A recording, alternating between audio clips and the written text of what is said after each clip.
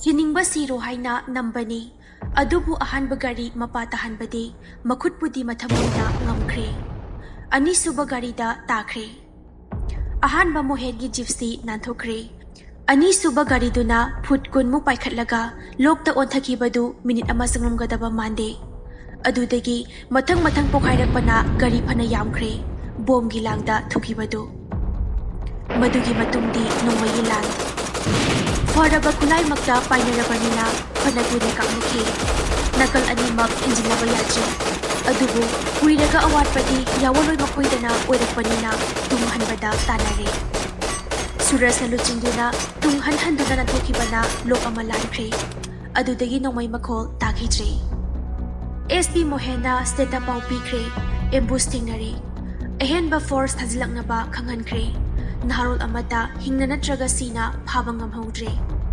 हिंगहौरिबा सिफाइसिंग pull-up ओइना तासिंदुना अतोंबा सिंथक्ता फिबम जाना लेख्रे एहेनबा force थाजिलकदुना SP मोहेन कल्लाबा मतुंग अमदी असी अना होंदोकपदु नुमितुमा संखिबनी पाउदु ताबदा नलिनी लेबा यादे मपुरेबा खुदोंग थिबदुदगी नाथोखौरे ताबदा सोर खरदी होंदोकजै अदुबु मसक हेक उद्रि मखै चाबा थकपा निंग्द्रे मसानगा वाई संगदबा मतम ओइबना मपुरेबना हेक सखिबदगी नुंसाथीदुना ईश्वर मातबु खुरुमदुना लेरकलिबने एम्बुस मतुंगी वासी मगे अनिमक वा अमा ओइनरे सुरसना एसपी मोहेनगी गाड़ी नाथोखनखिबसे सोइखिबा ओइना मथक थोंबसिंगा लौनद्रे माना चंद्रमागी येंगना मोहेनबु कनखिबनी हाइना लौनख्रे महाकी मथक्ता थाजबा वाटपगी मराल अमा लेरे अदुना माबु बांग्लादेशना मतम खरा थादोकपा हाइना वारेप ताख्रे सुरस करिसु रेक तौदे महाक्ति मथक थोंबगी याथंग अदुम इनगनी हाइखे पुमनामक चंद्रमागी मसुंग लांगिने करिसु अवाबु ओइना लौद्रे महाक खंगे महाकना वकटलुबदा फजबम सुंगै लेररोय अमरोमदना एसपी मोहेनसु मथक थोंबसिंग चिंगनबा मियेंगना येंगलक्ले फोर्स अदुक याम्बा सिबनाबा थोकलगा महाकना करिसु सोक्तना हिंगौबदु लेबक फबनी हाइना लौनद्रे नहारोलगा मरि लेनबना महाक करिसु सोक्जुबनी हाइना खनख्रे माबु चिंगना ट्रांसफर थाबा हाइना लेपनख्रे मराल इननतना सुरस अमदी मोहेन दसादारे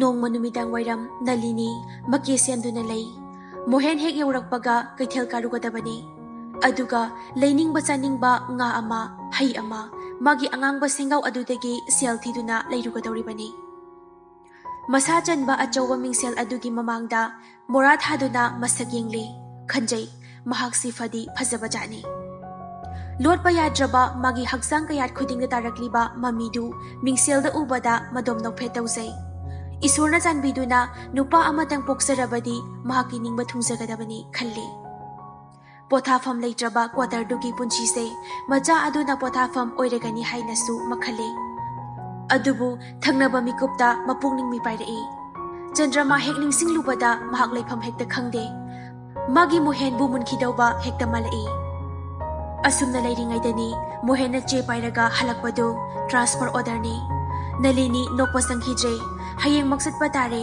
चत्तबा यायारोइद्रा हंगजरे मागी फिबम असिना चिंगदा चत्पदा अवाबा मदी ओइरेगनी अदुबु मधुना मागी नुपागी ऑर्डर कगनबा मरमदी ओइबा यारोइ महाक्ति था खरा मयुमदा लेहौबसु इयाई अदुगा मोहेंदी मथक थोंबगी याथंग अमुक्तसु यखित्रि हंदकसु महाक चत्के हाइना लेपले नलिनी नुंग अनिगी मरक्ता हा ओइरे लेहौसि कदाई मतुंग इनासि कदाई मपुरेबा बुमिकुप अमा थादोपा महाक पामदे अदुना महाक मतुंग इलगे हाइना लेपले नुमिदांग दु मोहेंदी वारुबगी तुमख्रे अदुबु नलिनीदी तुंबा याद्रे तुमलिबा मपुरेबाबु मुन्ना येंगदुना लेरे सुमयंग सिलुरगा मोहेन मागी नतबगुम उरई चंद्रमाना मंगोंदिगी हेक मुनखिगदबगुम खलई चंद्रमाना पिरकपा चिठिदु पारुबदगी खुइरांगबा हेलबने महाक खंगे महाक अतोंबिने मीगी मपोट वाइरगा सिजनबगुम्बने महाकी खोंगथांग अपंगबो ओइरंबा असिदा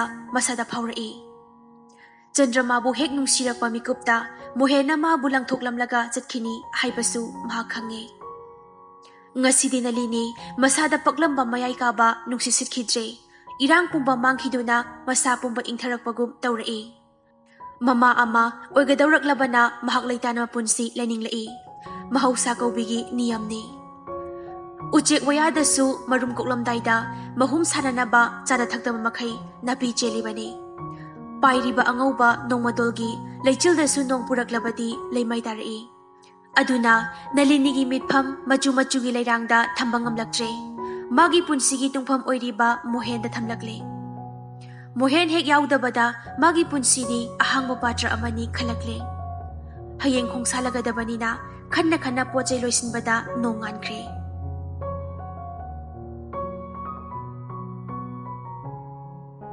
ꯁꯣꯝꯗ ꯆꯟꯗ꯭ꯔꯃꯥꯗꯤ ꯀꯝꯗꯧꯔꯤ? ꯑꯍꯣꯡꯕ ꯅꯥꯏꯕ ꯄꯨꯟꯁꯤꯅꯤ꯫ ꯁꯟꯙ꯭ꯌꯥꯒꯤ ꯃꯥꯒꯤ ꯃꯊꯧ ꯂꯣꯏꯗꯨꯅ ꯂꯥꯏꯒꯤ ꯇꯤꯟꯒꯤ ꯗꯨꯛ ꯊꯥꯗꯨꯅ ꯁꯦꯕꯥ ꯂꯣꯏꯁꯤꯜꯂꯒ ꯗꯂꯥꯟ ꯃꯊꯛꯇ ꯀꯥꯗꯨꯅ ꯉꯥꯏꯍꯥꯛ ꯍꯛꯆꯤꯛ ꯂꯥꯡꯂꯛꯏ꯫ ꯑꯁꯨꯛ ꯀꯨꯏꯕꯁꯤ ꯅꯣꯡꯃꯇ ꯀꯥꯗꯨꯅ ꯏꯝꯐꯥꯜꯒꯤ ꯅꯨꯃꯤꯗꯥꯡꯒꯤ ꯗ꯭ꯔꯤꯁ ꯌꯦꯡꯂꯨꯗꯦ꯫ ꯉꯁꯤꯗꯤ ꯃꯄꯨꯛꯅꯤꯡꯅꯒ ꯅꯧꯔꯛꯄꯒ ꯌꯦꯡꯂꯨꯕꯗ ꯑꯣꯟꯊꯣꯛꯅ ꯄꯨꯛꯅꯤꯡ ꯅꯨꯡꯁꯤꯔꯦ꯫ ꯒꯥꯔꯤ ꯃꯃꯤꯠ ꯃꯌꯥꯝꯅ ꯃꯥꯏꯀꯩ ꯐꯥꯡꯅ ꯀꯥꯞꯇꯨꯅ ꯆꯦꯟꯅꯔꯦ꯫ ꯃꯥꯒꯤ ꯊꯕꯛ ꯆꯠꯅꯔꯨꯔꯕꯁꯨ ꯃꯝꯁꯤꯜꯂꯛꯂꯕꯗ ꯃꯌꯨꯝꯗꯪ ꯌꯧꯍꯧꯔꯕꯗꯤ ꯍꯥꯏꯗꯨꯅ ꯆꯦꯟꯅꯔꯤꯕ ꯉꯥꯛꯇꯅꯤ꯫ ꯏꯃꯨꯡꯗ ꯃꯆꯥ ꯃꯁꯨ ꯌꯦꯡꯗꯨꯅ ꯂꯩꯔꯝꯂꯒꯅꯤ ꯈꯟꯅ ꯇꯍꯥ ꯇꯍꯥ ꯆꯦꯟꯅꯔꯤꯕ ꯃꯌꯥꯝꯗꯨ ꯎꯔꯨꯔꯒ ꯆꯟꯗ꯭ꯔꯃꯥ ꯀꯗꯥꯏꯗꯒꯤꯅꯣ ꯃꯄꯨꯛꯅꯤꯡ ꯑꯣꯟꯊꯣꯛꯅ ꯅꯨꯡꯁꯤꯔꯛꯏ꯫ ꯃꯥꯒꯤꯗꯤ ꯀꯗꯥꯏ ꯆꯍꯤ ꯍꯦꯜꯂꯕ ꯐꯥꯎꯕ ꯃꯥꯅ ꯉꯥꯏꯔꯝꯒꯅꯤ ꯍꯥꯏꯗꯨꯅ ꯃꯣꯍꯦꯟꯅ ꯀꯥꯔ ꯑꯃꯨꯛꯇꯁꯨ ꯊꯧꯖꯤꯜꯂꯛꯇ꯭ꯔꯦ꯫ ꯁꯟꯙ꯭ꯌꯥꯒꯤ ꯒꯥꯔꯤ ꯃꯈꯣꯜ ꯇꯥꯕꯗ ꯒꯦꯠ ꯍꯥꯡꯗꯣꯛꯄ ꯍꯥꯏꯕꯗꯨ ꯃꯥꯗꯤ ꯆꯍꯤ ꯍꯦꯟꯅ ꯐꯪꯂꯛꯇ꯭ꯔꯦ꯫ ꯈꯜꯂꯛꯏ ꯑꯗꯨꯗꯤ ꯃꯍꯥꯛꯅ ꯑꯁꯨꯝ ꯉꯥꯏꯗꯨꯅ ꯂꯩꯕꯒꯤ ꯀꯥꯟꯅꯕ ꯀꯔꯤꯅꯣ? ꯃꯍꯥꯛꯅ ꯀꯅꯥꯕꯨ ꯀꯔꯤꯕꯨ ꯉꯥꯏꯔꯤꯕꯅꯣ? ꯃꯤꯒꯤ ꯃꯌꯨꯝꯁꯤ ꯁꯪꯗꯨꯅ ꯑꯁꯨꯝ ꯂꯩꯔꯨꯕꯒꯤ ꯀꯥꯟꯅꯕꯅ ꯀꯔꯤꯅꯣ? ꯃꯥꯒꯤꯅꯤ ꯈꯜꯂꯝꯕ ꯌꯨꯝ ꯑꯗꯨ ꯃꯤꯒꯤ ꯃꯌꯨꯝ ꯑꯣꯏꯅ ꯎꯔꯛꯂꯦ꯫ ꯃꯤꯀꯨꯞ ꯑꯃ ꯄꯟꯊꯅ ꯂꯩꯅꯤꯡꯂꯛꯇ꯭ꯔꯦ꯫ ꯀꯔꯤꯒꯤꯅꯣ ꯈꯪꯗꯦ ꯆꯟꯗ꯭ꯔꯃꯥ ꯉꯁꯤꯗꯤ ꯃꯄꯥꯝ ꯑꯣꯟꯊꯣꯛꯅ ꯆꯠꯅꯤꯡꯂꯛꯂꯦ꯫ ꯃꯥꯒꯤ ꯀꯥ ꯑꯗꯨꯅ ꯃꯥꯕꯨ ꯀꯧꯕꯒꯨꯝ ꯇꯧꯔꯦ꯫ ꯑꯁꯨꯛ ꯀꯨꯏꯕꯁꯤ ꯅꯣꯡꯃꯇ ꯈꯣꯡꯒꯨꯜ ꯇꯥꯔꯨꯗ꯭ꯔꯕ ꯃꯥꯒꯤ ꯃꯄꯥꯝ ꯂꯝꯗꯝ ꯎꯆꯦꯛꯀꯨꯝ ꯄꯥꯏꯅꯤꯡꯂꯛꯂꯦ꯫ ꯅꯂꯤꯅꯤ ꯈꯣꯏꯒꯤ ꯃꯃꯥ ꯃꯄꯥꯒꯤ ꯃꯃꯥꯡꯗ ꯃꯁꯛ ꯎꯠꯄ ꯄꯥꯝꯂꯝꯗꯕꯗꯨ ꯅꯈꯣꯏ ꯄꯦꯜꯂꯨ ꯍꯥꯏꯗꯨꯅ ꯎꯠꯅꯤꯡꯂꯛꯂꯦ꯫ ꯃꯄꯥ ꯅꯥꯔꯦ ꯍꯥꯏꯕꯗꯨ ꯇꯥꯔꯕꯅꯤ꯫ ꯀꯔꯤꯒꯤꯅꯣ ꯈꯪꯗꯦ ꯉꯁꯤꯗꯤ ꯃꯄꯥꯝ ꯑꯣꯟꯊꯣꯛꯅ ꯆꯠꯅꯤꯡꯂꯛꯂꯦ꯫ ꯇꯟꯖꯥ ꯑꯗꯨꯗ ꯒꯦꯠꯂꯣꯝꯗ ꯒꯥꯔꯤ ꯃꯃꯤꯠ ꯀꯥꯞꯁꯤꯜꯂꯛꯄ ꯎꯔꯛꯏ꯫ ꯆꯟꯗ꯭ꯔꯃꯥ ꯁ꯭ꯋꯥꯏ ꯂꯥꯎꯏ꯫ ꯃꯣꯍꯦꯟ ꯑꯣꯏꯔꯝꯂꯕꯗꯤ ꯃꯍꯥꯛ ꯀꯝꯗꯧꯕ? ꯃꯃꯥꯡꯗ ꯁꯛ ꯎꯠꯂꯨꯕꯒꯤ ꯀꯔꯤ ꯀꯥꯟꯅꯔꯦ? ꯑꯗꯨꯗꯤ ꯀꯝꯗꯧꯕ? ꯅꯂꯤꯅꯤ ꯌꯥꯎꯔꯛꯂꯝꯂꯕꯗꯤ ꯀꯝꯗꯧꯕ?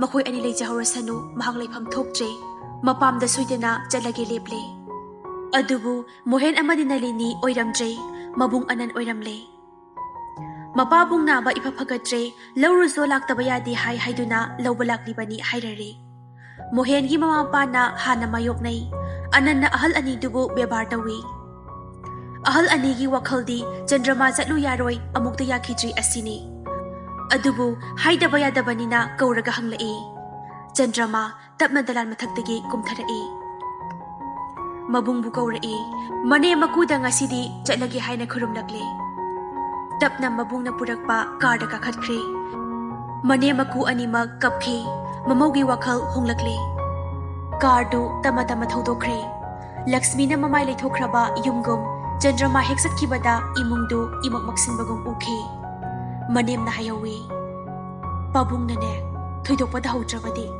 ꯊꯨꯅ ꯍꯜꯂꯛꯎꯀꯣ ꯏꯕꯦꯝꯃ꯫ ꯑꯗꯨꯕꯨ ꯆꯟꯗ꯭ꯔꯃꯥꯗꯤ ꯄꯥꯎꯈꯨꯝ ꯑꯃꯨꯛ ꯄꯤꯔꯝꯗ꯭ꯔꯦ꯫ ꯆꯟꯗ꯭ꯔꯃꯥꯒꯤ ꯃꯄꯥꯕꯨꯡ ꯃꯣꯗꯨꯃꯪꯒꯣꯜ ꯑꯅꯥꯕ ꯍꯥꯏꯕꯗꯨ ꯑꯣꯏꯔꯦ꯫ ꯋꯥꯈꯜ ꯂꯩꯅꯥꯁꯨ ꯌꯥꯎꯔꯦ꯫ ꯃꯆꯥꯅꯨꯄꯤꯒꯤ ꯃꯔꯥꯏꯕꯛꯀꯤ ꯈꯜꯂꯨꯕꯗ ꯑꯅꯥꯕ ꯂꯣꯏꯈꯤꯕꯅꯦ꯫ ꯃꯥꯅ ꯊꯣꯛꯍꯜꯂꯤꯕ ꯉꯥꯛꯇꯅꯤ ꯈꯜꯂꯨꯕꯗ ꯃꯣꯗꯨꯃꯪꯒꯣꯜ ꯑꯅꯨꯇꯥꯞꯀꯤ ꯃꯩꯔꯤꯅ ꯆꯥꯛꯂꯛꯂꯕꯅꯤ꯫ ꯅꯨꯡꯁꯤꯈ꯭ꯔꯕꯤ ꯃꯆꯥꯅꯨꯄꯤ ꯆꯍꯤ ꯍꯦꯜꯂꯦ ꯎꯔꯛꯇꯕ ꯂꯥꯛꯎ ꯌꯥꯈꯤꯗ꯭ꯔꯕꯅꯤ꯫ ꯑꯗꯨꯕꯨ ꯑꯊꯦꯡꯕ ꯑꯍꯤꯡ ꯑꯗꯨꯗ ꯃꯆꯥ ꯌꯧꯔꯛꯂꯦ ꯇꯥꯕꯗ ꯌꯥꯝ ꯄꯛ ꯇꯥꯔꯨꯔꯕ ꯃꯣꯗꯨꯃꯪꯒꯣꯜ ꯑꯀꯟꯕ ꯁꯥꯅ ꯃꯆꯥꯕꯨ ꯀꯧꯔꯛꯏ꯫ ꯆꯟꯗ꯭ꯔꯃꯥꯁꯨ ꯆꯪꯁꯤꯟꯗꯨꯅ ꯃꯄꯥꯕꯨ ꯈꯨꯔꯨꯝꯂꯦ꯫ ꯀꯌꯥ ꯀꯞꯃꯤꯟꯅꯔꯦ꯫ ꯑꯗꯨꯕꯨ ꯃꯄꯥꯕꯨꯡꯒꯤ ꯐꯤꯚꯝꯗꯨꯅ ꯐꯠꯂꯔꯣꯏ ꯍꯥꯏꯗꯨꯅ ꯆꯟꯗ꯭ꯔꯃꯥꯕꯨ ꯀꯧꯊꯣꯛꯈ꯭ꯔꯦ꯫ ꯃꯣꯗꯨꯃꯪꯒꯣꯜ ꯃꯆꯥ ꯍꯦꯛ ꯎꯕꯗ ꯁꯤꯔꯕꯁꯨ ꯌꯥꯔꯦ ꯈꯟꯖꯈ꯭ꯔꯦ꯫ ꯆꯟꯗ꯭ꯔꯃꯥ ꯂꯥꯛꯄꯗꯒꯤ ꯃꯣꯗꯨꯃꯪꯒꯣꯜ ꯈꯔ ꯐꯕ ꯃꯥꯜꯂꯨꯔꯕꯅꯤ꯫ ꯆꯥꯛ ꯈꯖꯤꯛ ꯆꯥꯔꯨꯔꯕꯅꯤ꯫ ꯑꯗꯨꯕꯨ ꯑꯅꯥꯕ ꯃꯃꯥꯏ ꯂꯩꯁꯤꯟꯈ꯭ꯔꯦ꯫ ꯋꯥꯂꯥꯟ ꯉꯥꯡꯅꯤꯡꯈꯤꯗ꯭ꯔꯦ꯫ ꯅꯍꯥꯜ ꯃꯈꯩ ꯁꯦꯕꯥ ꯐꯪꯂꯛꯇꯕꯗꯨ ꯉꯁꯤꯗꯤ ꯆꯟꯗ꯭ꯔꯃꯥ ꯆꯥꯕ ꯊꯛꯄ ꯅꯤꯡꯗꯅ ꯃꯄꯥꯕꯨꯡꯒꯤ ꯁꯦꯕꯥ ꯇꯧꯔꯦ꯫ ꯃꯄꯥꯕꯨꯡꯒꯤ ꯃꯤꯠꯂꯨꯗꯤ ꯄꯤ ꯀꯪꯉꯨ ꯌꯥꯗ꯭ꯔꯦ꯫ ꯃꯥꯅ ꯀꯌꯥ ꯇꯩꯊꯣꯛꯆꯩ ꯀꯌా ꯄꯥꯎꯃꯤꯟꯅꯖꯩ꯫ ꯑꯗꯨꯕꯨ ꯃꯣꯗꯨꯃꯪꯒꯣꯜꯒꯤ ꯃꯊꯃꯣꯏ ꯁꯣꯛꯈ꯭ꯔ ꯃꯥꯜꯂꯦ꯫ ꯄꯤꯔꯥꯡ ꯀꯪꯉꯨ ꯍꯥꯏꯕꯗꯤ ꯃꯌꯥꯈꯤꯗ꯭ꯔꯦ꯫ ꯅꯣꯡꯗꯝꯕꯒꯤ ꯅꯣꯡꯗꯝꯈꯣꯜ ꯀꯅꯥꯅ ꯀꯛꯂꯨꯕ ꯉꯝꯒꯅꯤ? Nongma numidang wairam, korona nongsup singdol lomlakpa. Ayakpa mangalda ingtharaklaba matamduda mapabong modumangol mituisinki. Amuk panglakhidre. Kanglaba chimbal adudi machanupibu warauganuko hairambagi matagum kaduna lehawi. Nong khongbagum kaplibi Chandramana madu haibiganu haibagi matagum mapabonggi machinbanan thabiduna tengthari. Chandramagi matau yingbangam nakhide. Amuk waba amuk nungaiba kakpangamdraba isorgi khusim oiramle. Nungaibagi supan khaileiramle. Nalinigi nungaibasu numit masing yamlamdre. Jingda leibadagi mahak leifam safam amata khangdre. Ipa phasingbagum taure. Adugi sumathakta Mohengi sajat honglakle. Thabak naga kombaga tauhaningdaba thabak taure. Juar sanaba yu thakpa hengalakle. Nalini buluna tauramba udrabadi leiba ngamlamdaba adusu khara hanthakre. Makhoi anigi mari phalaktabagi marambudi ama leire. Mohend mama pabu nusirakle. Kuire mahakna mayum sangdaba. Chandramabu laknagi khanba wakhal adusu kuirabanina nungairaktre. Nupi animak punna yumba thamduna ingna leiragi khalaklabani. Madu hek haudokluwada Nalini hekta saurae. Sungam ngamloi haire mama nabi Chandramaga maga punalonaduna leminaba sungam ngamloi asini. Matamdudasu tungana lehangani haiduna pubirakhibani asini. Aduna Mohen amadi Nalini walan ingangangnade pangaida leine. Nalini di awaba oire makum mathanaga susilakpaga mahak pothafam khangde. Mapamda thinbiro haibasu yadre. Numiti ngaibiyu yadre. Nurse amabudi yengsinaba thamlibani.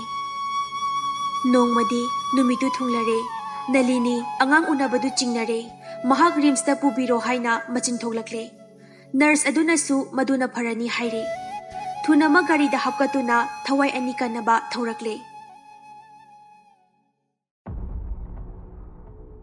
Jinglambi oibane lamnaga lapane rims yawada phibam sokna yorakle. Khudakta operation tawada machadi kanba ngamhore adubu mamadi laibak thire. Machagi hanga khonjel adu taraga momo nokchaba phangkhidre Nalini. Laibak chawbi oikre.